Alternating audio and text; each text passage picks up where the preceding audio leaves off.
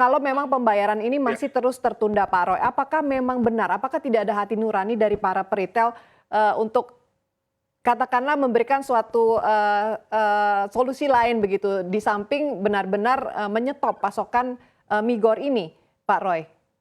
ya, ya, yang menyetor bukan kami ya, yang menyetor produsen atau distributor minyak goreng ketika kita potong tagihannya, yang sekarang ini kan mereka pakai gerai-gerai kami untuk menjual terus-menerus minyak gorengnya. Nah, kalau kita potong tagihan, maka bereaksi mereka yang mengurangi atau yang memberhentikan minyak goreng, sehingga kita nggak dapat minyak goreng. Jadi bukan retailnya ya. Nah, retail hanya memotong tagihan sebagai bagian protes terhadap situasi kondisi rafaksi yang belum dibayar sampai hari ini. Dan ini sebenarnya nggak ada alasan ya, yang tadi dikatakan bahwa Permendak itu menjamin bahwa ketentuan yang sudah berjalan itu harus diselesaikan. Kemudian yang kedua, ini kan bukan dana Kemendak, bukan anggaran Kemendak, ini adalah dana alokasi dari BPDPKS yang didapat dari pungutan ekspor. Setiap eksportir CPO itu tonasenya itu ada pungutan ekspor. Nah, pungutan ekspor itu yang dimasukkan di BPDPKS, kemudian BPDPKS, Badan Penyelenggara Dana Perkebunan Kelapa Sawit, yang ditugaskan oleh pemerintah Permendak 1 dan 3 untuk membayarkan subsidinya. Yang beli mahal, kita perintah beli mahal, tapi harus jual murah. Nah, ini nggak ada sebenarnya ya masalah untuk dana APBN, bukan dana Kementerian Perdagangan. Ya, Pak Roy, alasan apapun lah, seperti kita mengikuti ini sepertinya kayak dibuat-buat ya, ditahan-tahan. Kita nggak akan pernah nyapa dan kita nggak pernah takut ya, karena ini hak kita. Itu ya. aja yang kita harapkan. Pak Roy, ada deadline-nya tidak? Aksi ini akan dilakukan kapan? Tenggang waktunya sampai kapan mungkin?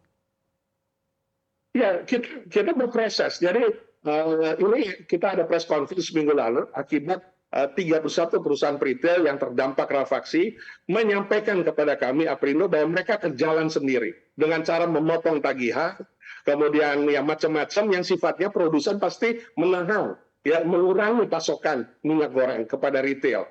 Nah, banyak daerah-daerah yang tentu tergantung, oke lah, memang ada online, bisa tradisional, tapi harus diingat masyarakat yang segmen menengah, ya, itu juga sampai ke atas, itu kan carinya memang brand-brand yang memang sudah selama ini digunakan untuk memasak dan lain sebagainya.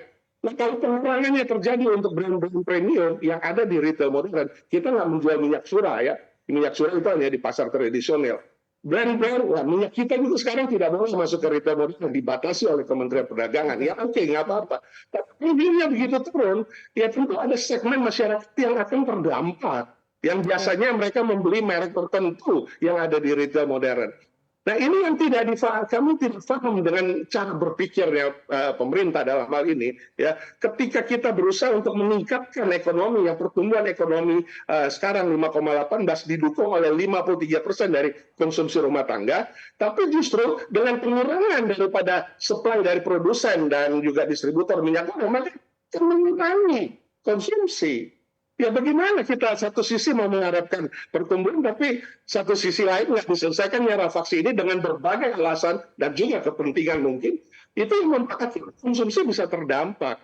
Ya, dan ini sangat mengkhawatirkan karena di belakang retail ini ada yang investor yang ikut mengikuti pada saat kita pemerintah berharap karpet merah buat investasi, justru investor akan menilai pemerintah bisa membuat peraturan tapi tidak komit. Ya buat apa investasi di Indonesia? Nah ini kan semua multiplier effect. Dan itu yang selalu kita suarakan untuk memperbaiki situasi kondisi yang carut marut ini. Oke, baik Pak Roy. Mungkin secara decisive ini ya, adakah tanggal yang sudah ditetapkan oleh Aprindo begitu mungkin mewakili para peritel, tanggal di mana pemerintah harus membayar utang tersebut? Kalau tidak, akan ada langkah yang akan diambil. Ini tanggal berapa Pak? Mungkin kalau bisa tahu jelasnya dan apa yang akan dilakukan ke depannya nanti. Ya, tanggal kami pada press conference di awal tahun, bulan April, ketika kita di bulan suci Ramadan, kita sudah sampaikan, kita harapkan 3 bulan.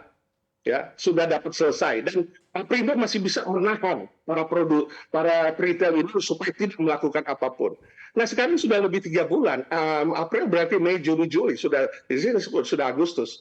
Dan ada pernyataan dari Kemendak juga bahwa Agustus mestinya sudah selesai. Nah, sekarang belum selesai. Wajar, makanya kita press conference lagi dan menanyakan kepada anggota, dan anggota katakan, ya sudah kita lakukan aja pengkajian ya, supaya nanti supplier mengirimkan barang atau mengurangi pasokan. Nah, tenggat waktunya kapan? Ya kita lihat ya.